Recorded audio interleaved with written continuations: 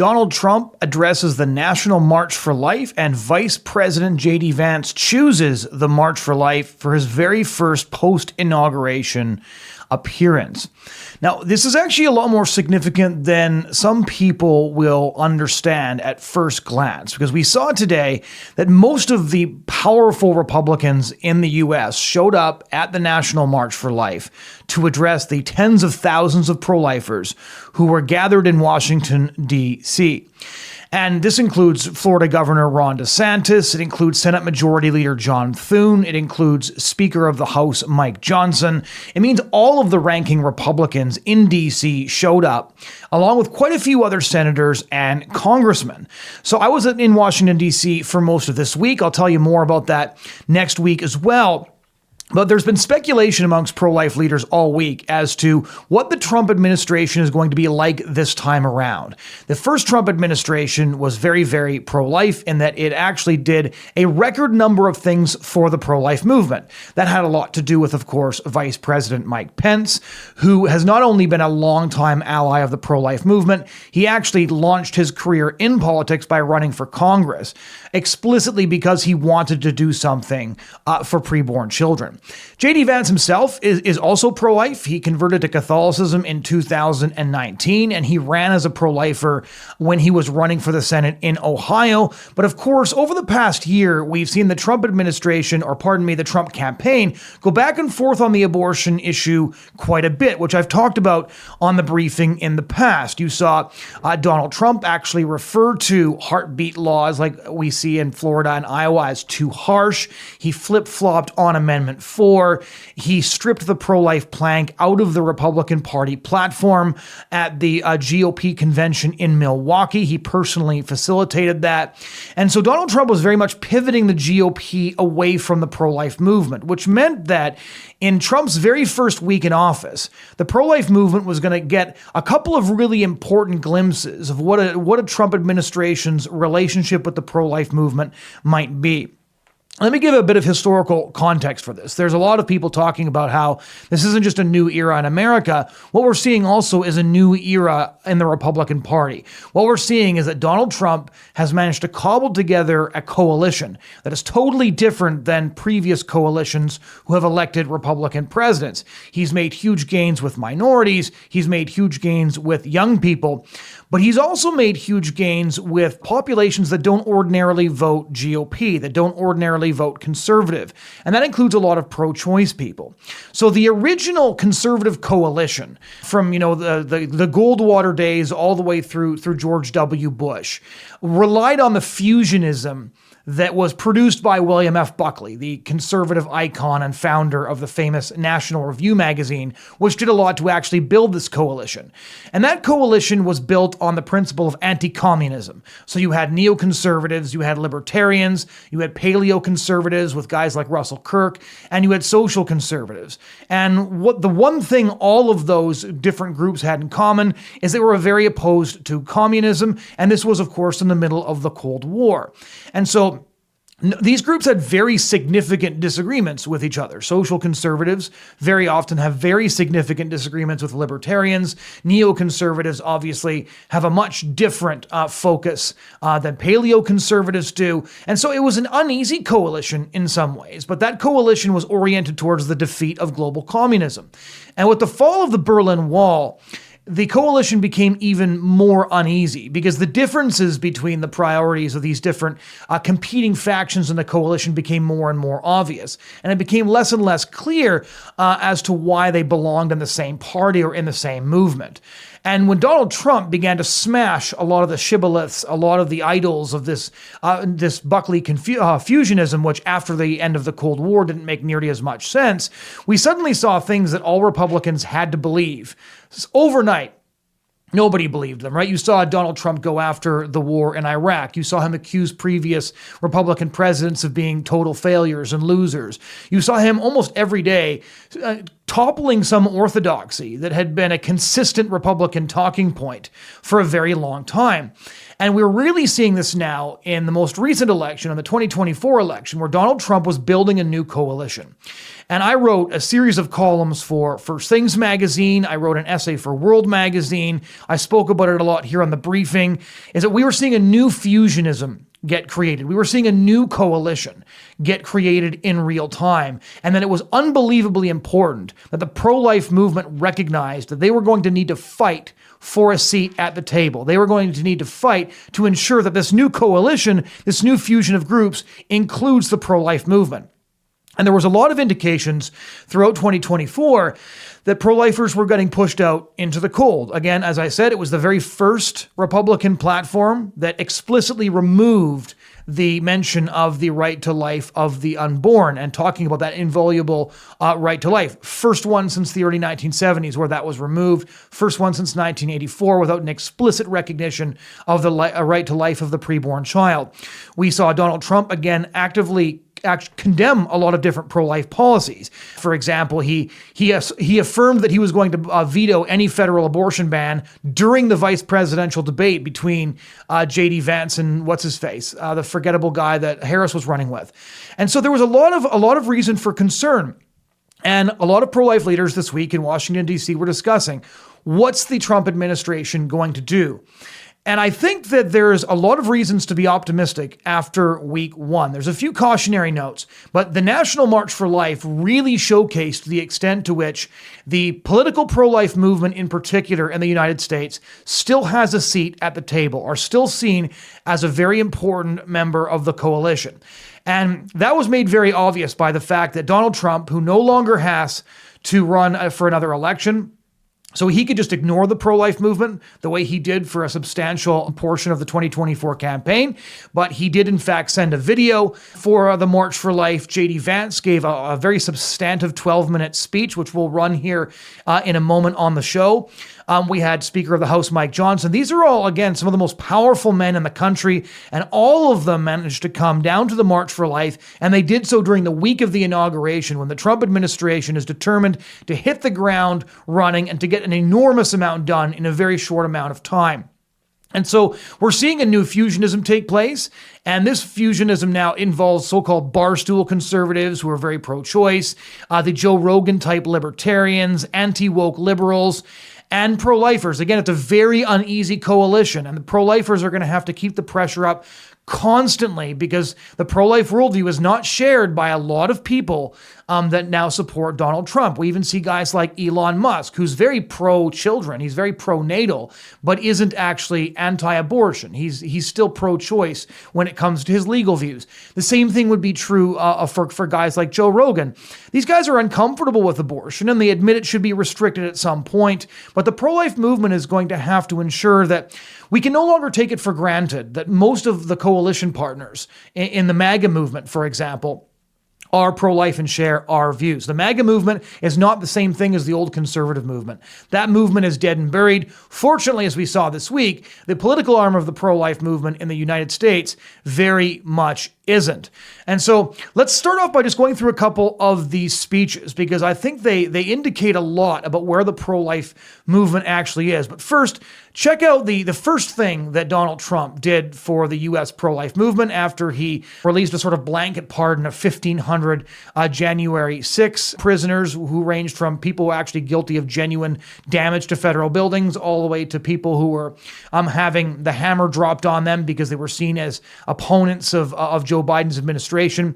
But Donald Trump announced that he was also going to be pardoning a bunch of pro-lifers, 23 of them, who had been locked up in jail on federal charges, many of them given very lengthy jail sentences.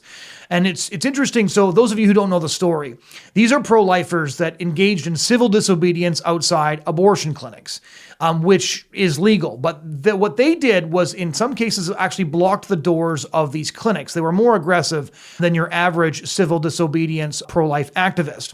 But the Biden administration just threw the book at them. them. And they took a whole bunch of elderly ladies and young women and decided that they were going to lock them up for a very lengthy amount of time by using the FACE Act, which was passed by Bill Clinton in order to put an end to the Operation Rescue movement. The FACE Act, freedom of access to abortion clinic entrances.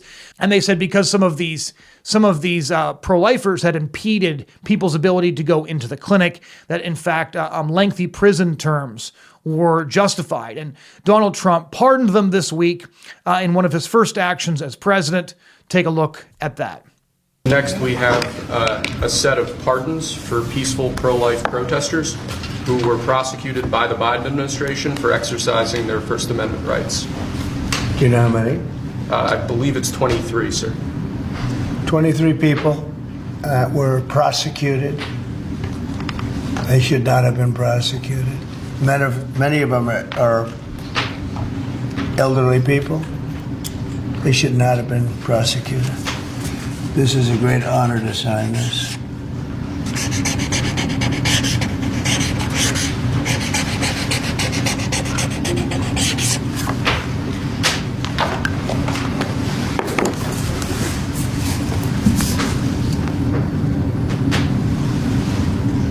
They'll be very happy.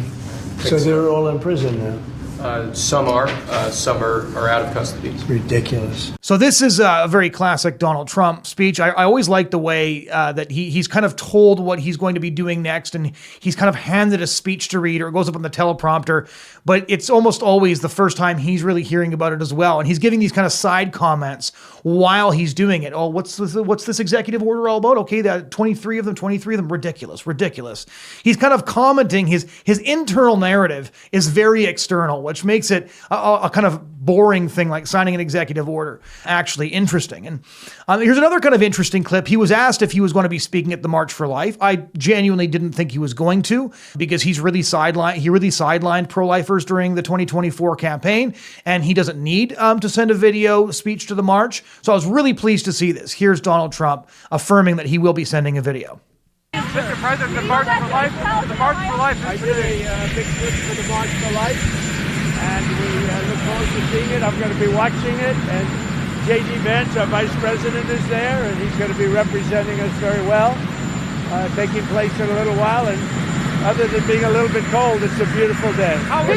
So let's start off not in order, because the first major politician to speak was John Thune, but let's start off with the video of President Donald J. Trump addressing the March for Life. Apologies for the quality of the video. This is how it looked on both a live stream and on the big Jumbotron screens in Washington, D.C. So it's a video. The speech was obviously written in advance and quite well done, but it looks like it was videoed to the microwave. But either way, it's definitely worth watching. So here is Donald J. Trump's address to the National March for Life in his first week in office.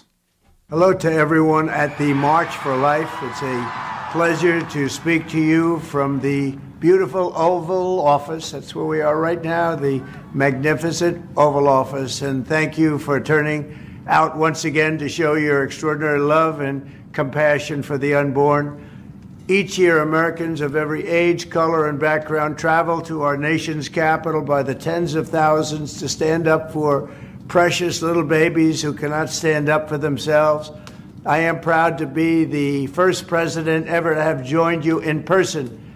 As you know, this annual march started 52 years ago on the first anniversary of the disastrous ruling known as Roe v. Wade.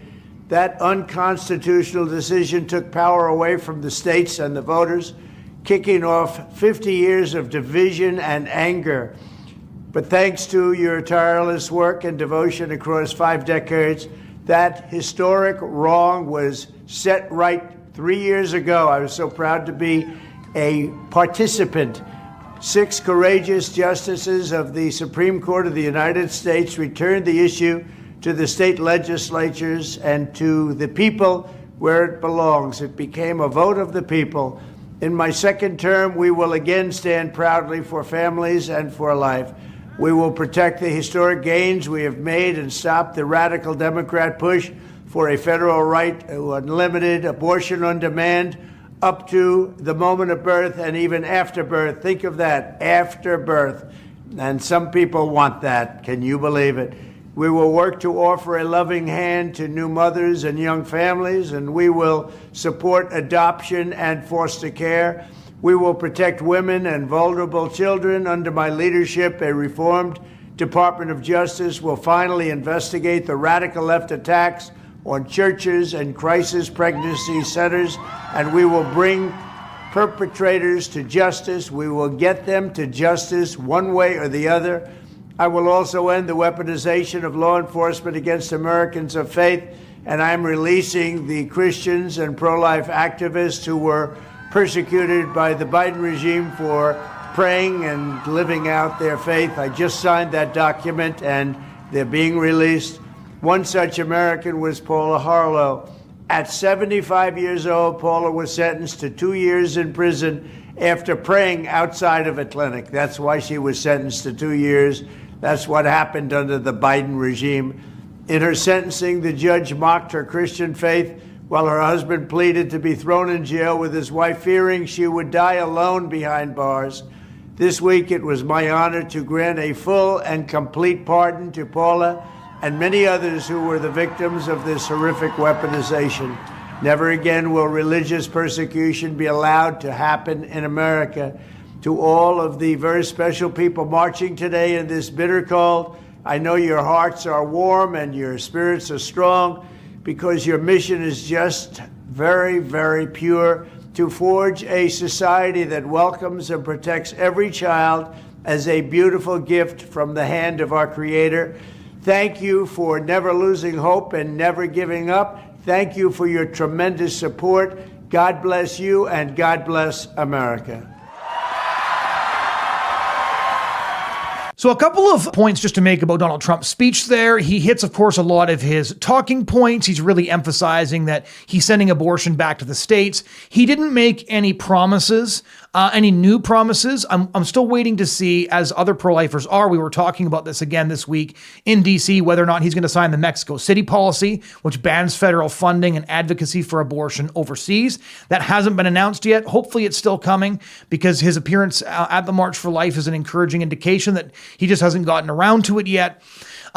He was very careful to kind of focus on what he sees as the common ground with the pro-life movement. He's referring to the weaponization of the DOJ. He's talking about his pardoning of those pro-life political prisoners, which we showed you earlier. And he avoided any mention of the IVF mandate that he promised. We're kind of hoping, the pro-lifers are just hoping that he's going to drop the thing entirely, and that he's not going to bring it up again.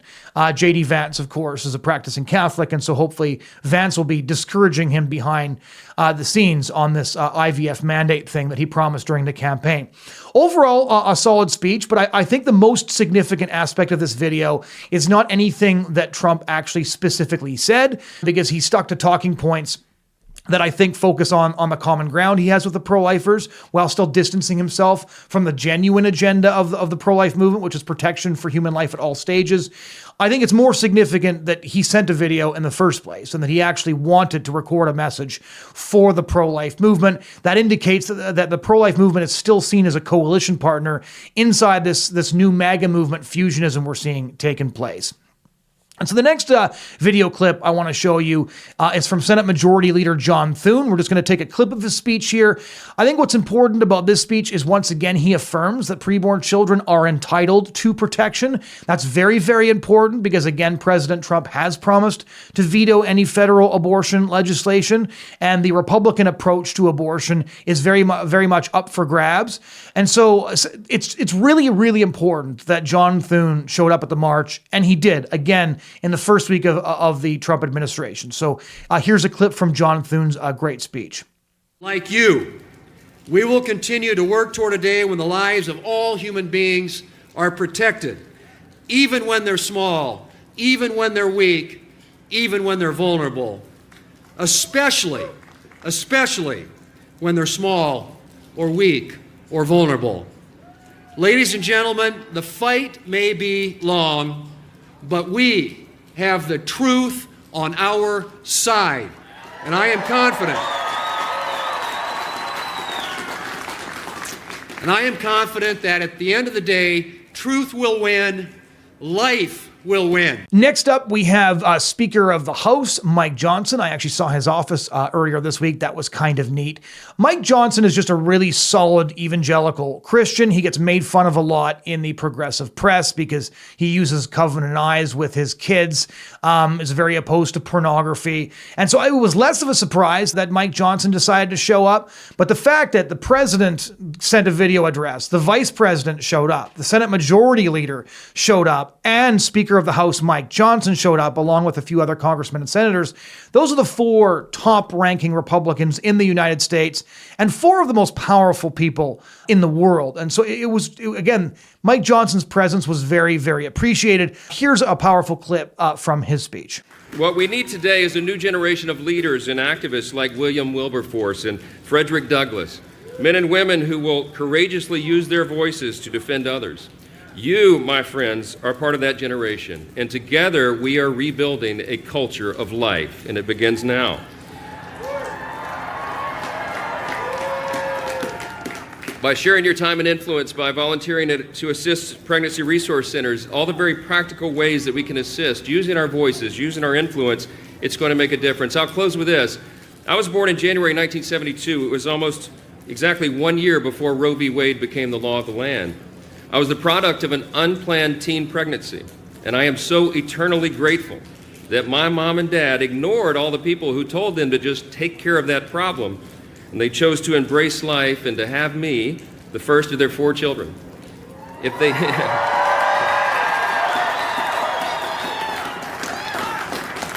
It's a simple fact, a very simple fact. If they had not done that, then I would not be here, and I often wonder who else we have missed. And what those individuals might have contributed to our society and our world, but they were just never given the opportunity.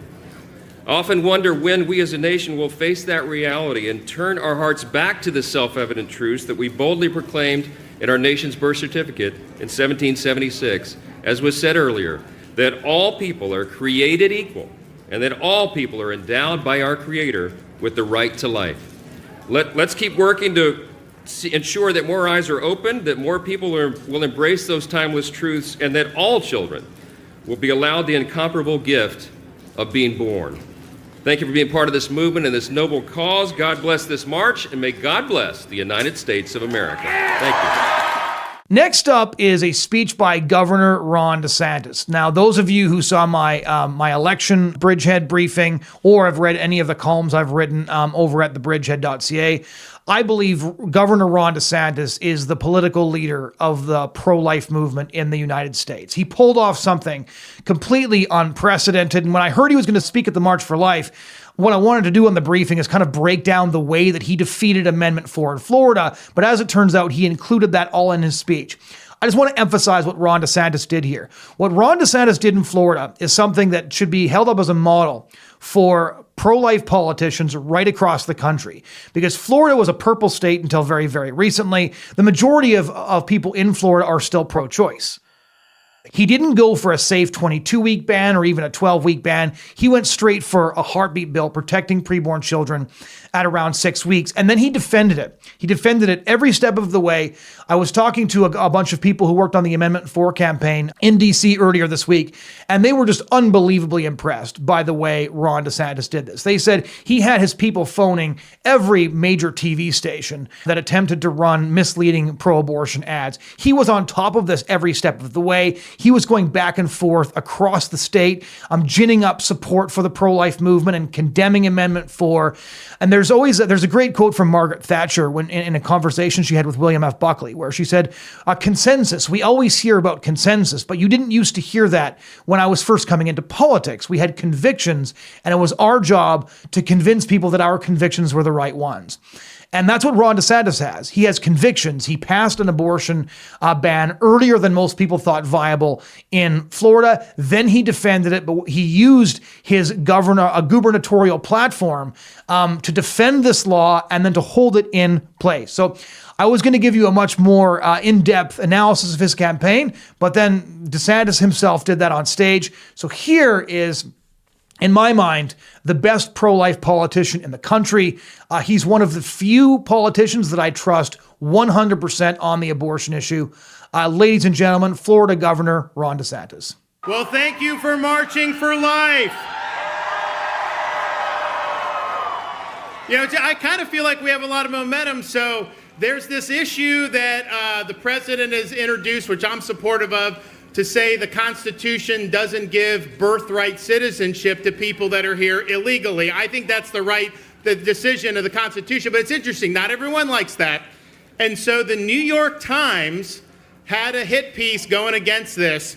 And here was their headline: "Undocumented women ask, will my unborn child be a citizen?" So the New York Times is admitting it's not just a clump of cells. Let's welcome the New York Times to the pro-life movement. Wow.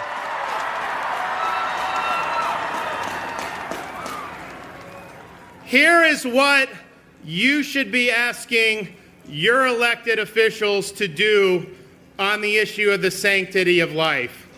Show courage in defense of the unborn.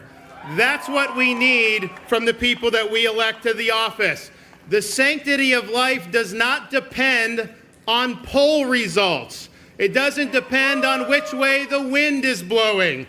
It's an enduring truth, and it represents the foundation of our society, which in our original founding document, which we will celebrate next year, the Declaration of Independence, declared that we hold these truths to be self-evident, that all men are created equal, and we are endowed by our Creator with certain unalienable rights, beginning with the right to life itself.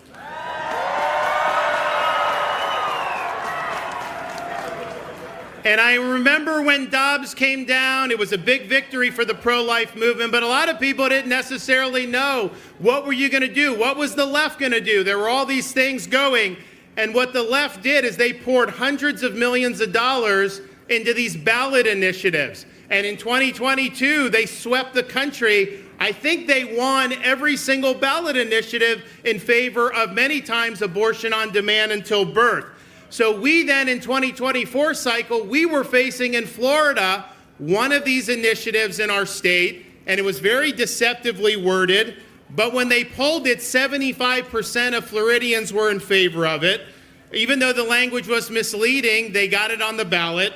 They put $120 million into enacting this as part of our Constitution. The media was behind them 100%. Now, this would have been the most radical amendment in the nation. It would have led to 40,000 abortions in Florida every single year, and would have made Florida the epicenter for abortion tourism, because we're in the Southeast, which is the most pro-life part of the country. Yeah. So the stakes were very high here. Now, most elected officials, they'll say, look, what's on the ballot is not their issue. Like, people can decide, and they wash their hands of it, and they walk away. But you know, I remember a great man once said, the only thing necessary for the triumph of evil is for good men to do nothing. So we were not just going to sit around in Florida and do nothing. We had a responsibility to lead the charge and to do something that most people said was impossible: defeat a pro-abortion ballot measure in a state who, quite frankly, does not necessarily have overwhelming pro-life sentiment. And so this was very difficult, because what the pro-abortion side does, they don't tell the truth. They rely on a blizzard of lies to try to be able to enact these things. So if you turned on TV in Florida last fall, you were told that Florida's heartbeat bill somehow didn't allow pregnant women to get health care when they had a miscarriage, or all these other things, which were bold-faced lies. They never made the case as to why you should have elective abortions on demand up until 9 months. They never made that case. They were focusing on running commercials that were lying about what we were doing in Florida. So this was difficult because, you know, people see it on TV and they think it's true. So this was all hands on deck. So we decided we had no choice but to dig in and lead, that we had all these lives that depended on this. So we raised millions of dollars. We mobilized activists, not just in the state of Florida, but around the country, to come and help in Florida. Many of you were part of that. We pressured our elected officials to get involved. We barnstormed the state. I had physicians against Amendment 4. We had survivors of abortion talking against Amendment 4. You name it, we did it. We even mobilized our state agencies, and we ran public service announcements dispelling the lies that were being told about Florida's heartbeat bill. But we were doing this, quite frankly, against the tide of public opinion. The wind was in our face. The wind was not in our backs. But you know, it's easy to lead when the wind's at your back.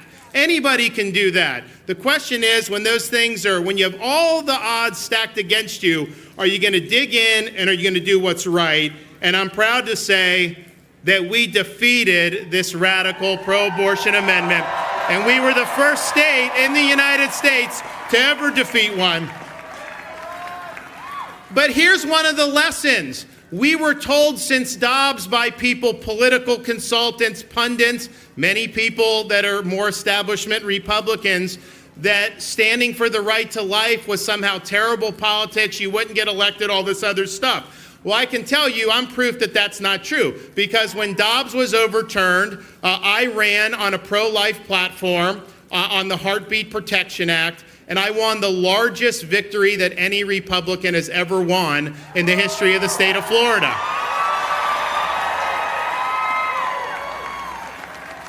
And I can report to you now, years later, not one single member of the Florida legislature has been defeated for voting for Florida's Heartbeat Protection Act. Not one has been defeated as a result of that. And even more so, to show you the politics isn't what they say, since I signed Florida's heartbeat bill a couple years ago, we have gained 800,000 registered Republicans on the Democrats since we signed the legislation. So don't let the naysayers say that you got to toss away these important convictions and that you shouldn't stand for the right to life. We showed how it can be done in the state of Florida. You know, we're proud that in the last 6 years since I've been governor, on issue after issue, we have defeated the political left.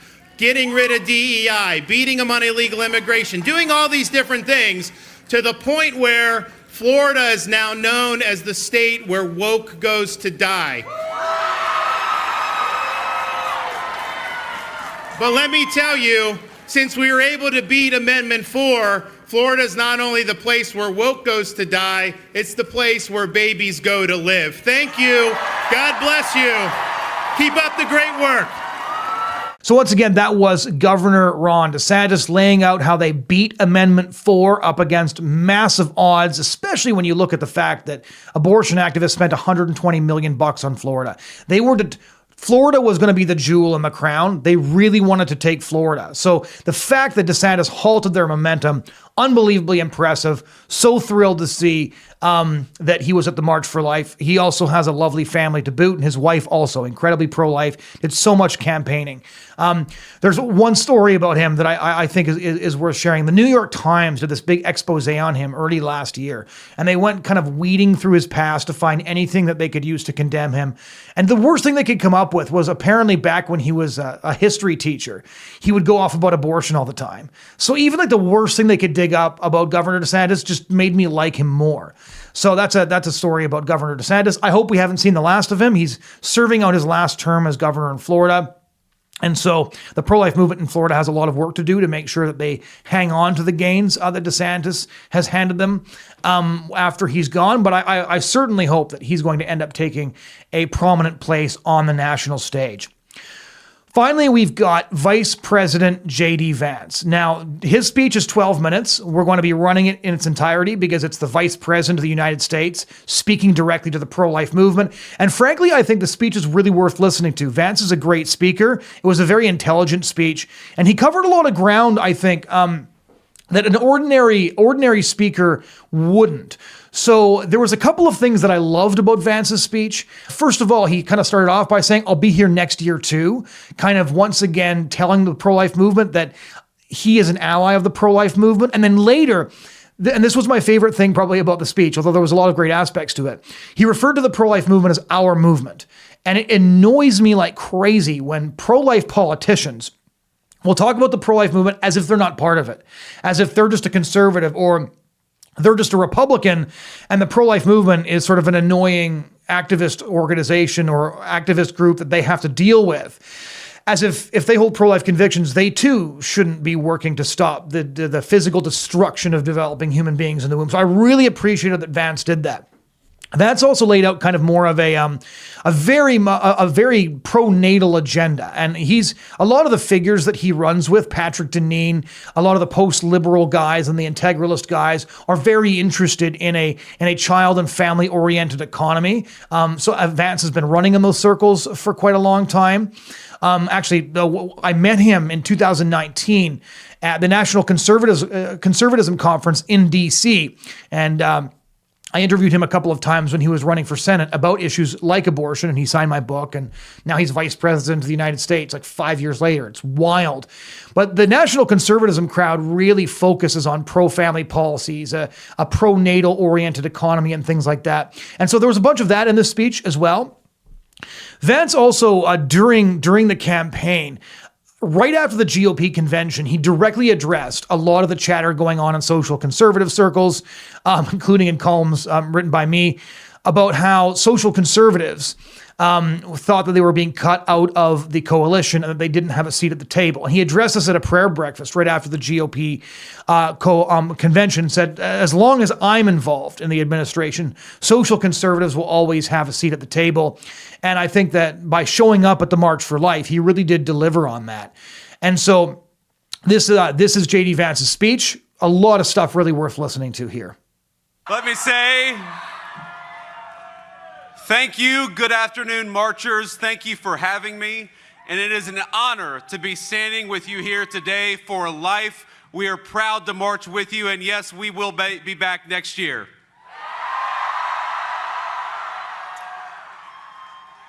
The excitement, the passion, the unwavering conviction that every single person here on the National Mall clearly feels. It is deeply moving to me and means more to President Trump and I than I could possibly say.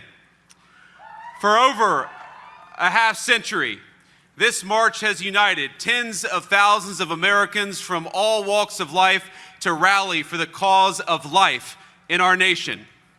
It is the single largest gathering in the world to celebrate our movement, the victories we've fought so hard for, and yes, the victories yet to come. And I want to personally welcome all of you who have traveled from far and wide to our nation's capital. Thank you for your dedication, and it is an incredible crowd, and it's great to see you today.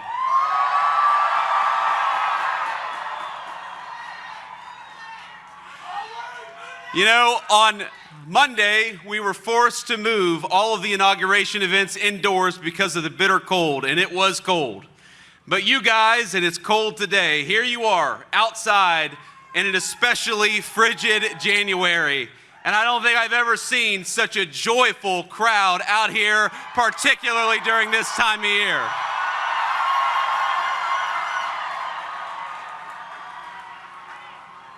Now, as you all know, the event theme this year is life, why we march. And there are obvious answers to the implicit question it poses. We march to protect the unborn. We march to proclaim and live out the sacred truth that every single child is a miracle and a gift from God.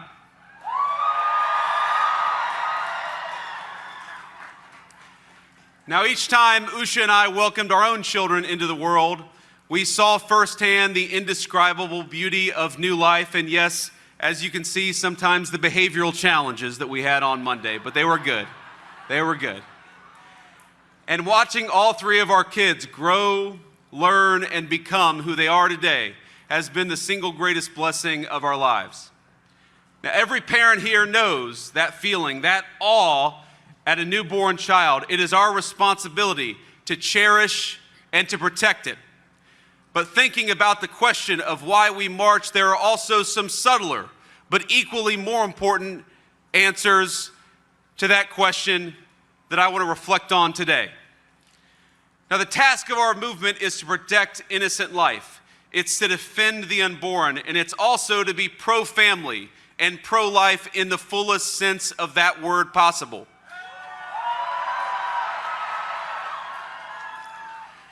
Now, across my own lifetime, I can't tell you the number of friends and other acquaintances I've had who, facing a pregnancy or the prospect of one, react not with joy but with concern. They wonder, how can they afford it? What will it mean for their education, their career, their relationship, or their family? And I know how many of you in this crowd have devoted immeasurable time and resources to help answer those questions and to lend a hand to young people facing a moment of desperation. But by and large, our society, our country, has not yet stepped up in the way you have. And our government certainly has failed in that important responsibility. We failed a generation not only by permitting a culture of abortion on demand, but also by neglecting to help young parents achieve the ingredients they need to live a happy and meaningful life. A culture of radical individualism took root, one where the responsibilities and joys of family life were seen as obstacles to overcome, not as personal fulfillment or personal blessings. Our society has failed to recognize the obligation that one generation has to another is a core part of living in a society to begin with. So let me say very simply, I want more babies in the United States of America.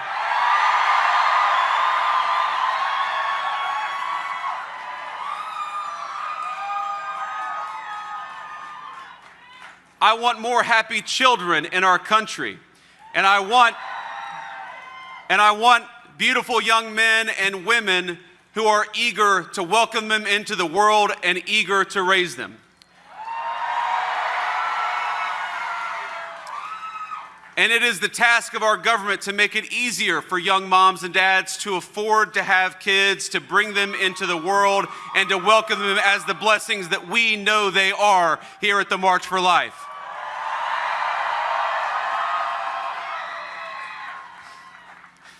Now, it should be easier to raise a family, easier to find a good job, easier to build a home, to raise that family in, easier to save up and purchase a good stroller, a crib for a nursery. We need a culture that celebrates life at all stages, one that recognizes and truly believes that the benchmark of national success is not our GDP number or our stock market, but whether people feel that they can raise thriving and healthy families in our country.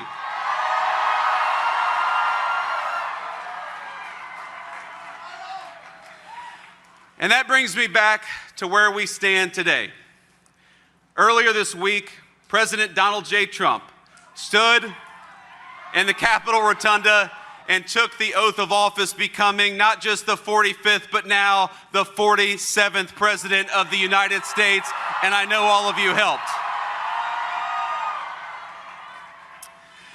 With the inauguration on Monday, our country faces the return of the most pro-family, most pro-life American president of our lifetimes. Now, this is the man who delivered on his promise of ending Roe, giving us a monumental, earth-shattering decision in Dobbs. The man who appointed hundreds of pro-life judges dedicated to defending the constitutional liberties of all Americans. And the man who supported pro-family policies like doubling the child tax credit, which happened during his first administration and which we're going to do so much more on in the second administration. Now he's back, and we're going to do it again.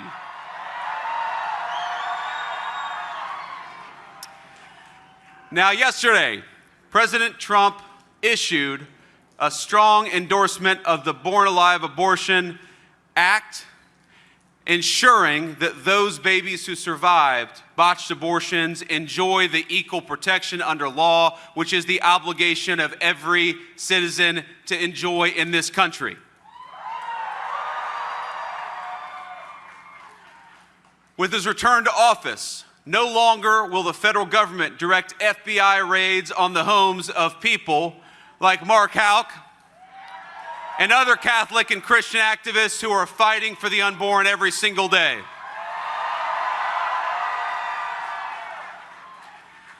And no longer will our government throw pro-life protesters and activists, elderly, grandparents, or anybody else in prison. It stopped on Monday, and we're not going to let it come back to this country.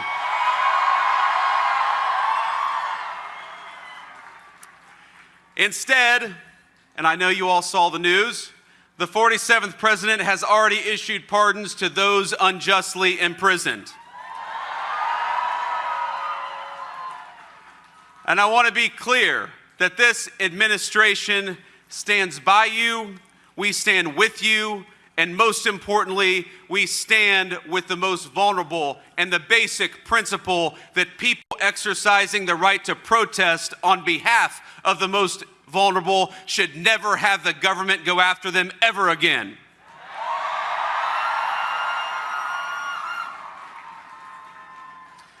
Now, the crowd assembled here in this incredible national mall provides an extraordinary example for our nation.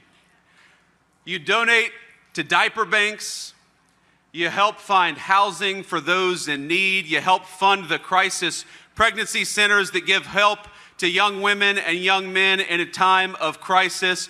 You guys are the beating heart of the pro-life movement, and you've saved many lives already, and you're going to save more again.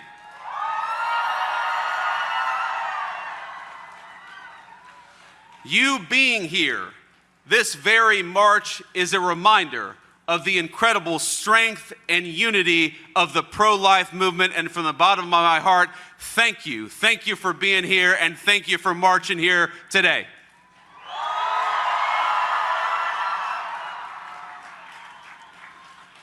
And most importantly, in your works, you remind us that the March for Life is not just a single event that happens on a frigid January day. The March for Life is the work of the pro-life movement every single day from this point forward.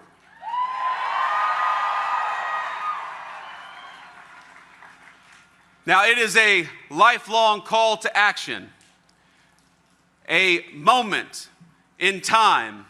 But every single day that you guys do what you do, from supporting young moms and dads, to fighting for the unborn, to working with our legislatures at the state and federal level, you make it possible for us to stand here and say that America is fundamentally a pro-baby, a pro-life, and a pro-family country.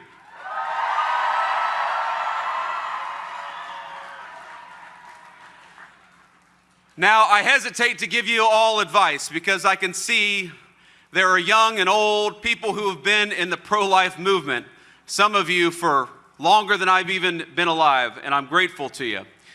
But if I can offer one piece of advice, it's a piece of advice born out of my own experience. There was a point when I would get frustrated with people who didn't see what we saw.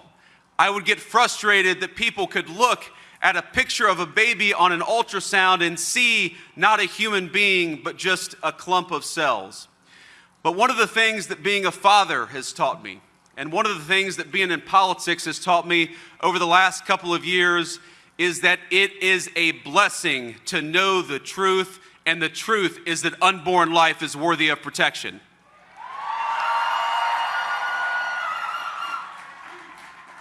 So please go forth, not with frustration, but with joy. We are joyful to march for life. We are joyful to know that that picture on an ultrasound, that is a picture of a baby with hopes and dreams and potential to come.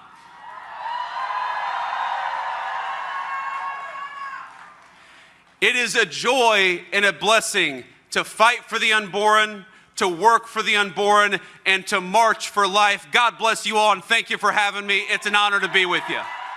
So that was Vice President JD Vance in his very first post-inaugural appearance, which he decided to make at the March for Life. Said he'll be back next year, which is just excellent. I'm really looking forward to seeing what Vance's impact on the administration is. I wrote an essay a while ago for the European Conservative called What Should Social Conservatives Make of JD Vance? Because Vance himself is a social conservative. During the 2024 election campaign, he made a number of comments about the abortion pill, where he was trying to align with Trump's position that I didn't care for. He also didn't do a great job talking about abortion on the Joe Rogan podcast as we were heading into Election Day. So this was a great speech. It was a really welcome and refreshing reset for JD Vance. If this is going to be the line from him going forward, then I would see this as a corrective. And again, I choose to be pessimistic about politicians as a general rule, but I'm always thrilled to be proven wrong. And so I have been writing for a year that Donald Trump has been sidelining pro-lifers, and that the MAGA coalition was a very, very unsteady coalition, and that pro-lifers were going to have to fight like crazy to maintain their seat at the table. Week one has been really encouraging, and I'm hoping that Trump surprises us and that term 2 will be better than term 1. I don't think that's going to be the case. I think you could tell in his speech that he very carefully avoided any reference to protections for the preborn early in pregnancy, that he really focused on sending it back to the states. That said, he sent in the video, he highlighted some areas of common ground for the pro-life movement, and the very fact that he, the vice president, the Senate Majority Leader, and the Speaker of the House all addressed the National March for Life is an indication that right now the pro-life movement's their position inside the MAGA movement is still secure, although we cannot be complacent and we will have to consistently keep fighting for it. So that was week one of the Trump administration, and this was our review of the National March for Life. I thought it was an incredibly encouraging event. A lot of my favorite politicians made an appearance. I've interviewed JD Vance on the abortion issue and pornography and stuff a couple of times. I would love to interview Ron DeSantis on the same thing. I'd love to interview him just about get really in depth on his strategy on defeating Amendment 4. Who knows? We'll reach out and see if he agrees to it. The worst thing he can do is say no. Thanks for joining us so much. We really appreciate it. If you found this helpful, if you found the speeches encouraging, please do share the video around, drop a comment, make a suggestion in the comments if you'd like us to cover any specific issue. We've got a great show planned for you next week already, so do subscribe if you'd like to get alerted when that drops. Thanks so much.